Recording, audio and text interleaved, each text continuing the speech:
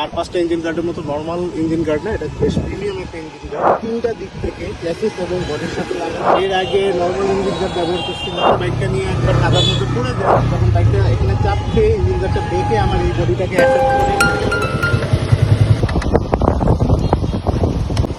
Hello everyone, আজকে যেটা নিয়ে কথা বলবো সেটা হচ্ছে এই গাড়িটার এই বাইকটার ইঞ্জিন গার্ড।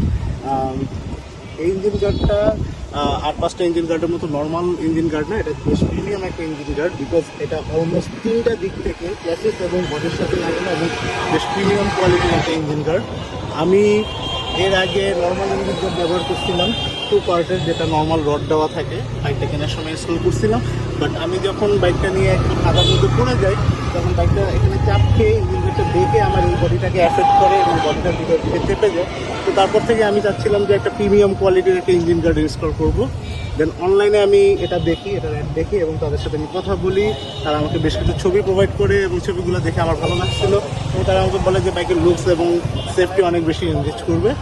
তো সেখান থেকেই আমি এই ইঞ্জিন গার্ডটা লাগাই, তাদের কাছে অর্ডার করি, পরে ইনস্টল করি, এবং তারপরে তো আপনারা দেখতেই পাচ্ছেন আমার বাইকের লুকস এবং সেফটি দুইটাই অনেক বেশি এনরিচ করছে। তো আমি যখন বাইকটা রাইড করি তখন হচ্ছে রোডেও আমি যেমন কনফিডেন্স পাই, কারণ দু সাইডে খুব প্রিমিয়াম সেগমেন্টের ভারী একটা ইঞ্জিন গার্ড লাগানো আছে। আর বাইকের লুকস এখন আমার কাছে অনেক অসাধারণ লাগে, আমার নিজেরই ভালো লাগছে। এবং অনেকেই আমাকে জিজ্ঞেস করছে যে ভাই এটা কোত্থেকে লাগাইছেন, এটা কোত্থেকে নিয়েছেন, কীভাবে সেট করা, অনেকেই ধরে দেখেছে অলরেডি। তো সব দিক থেকে বলতে গেলে আমার কাছে বেশ ভালো লাগছে জিনিসটা। আপনারা যদি বাইকের সেফটি এবং লুকস দুটোই যদি বাড়াতে চান, তাহলে আমি মনে করি এই জায়গাটা আপনাদের জন্য একটা গুড চয়েস হতে পারে।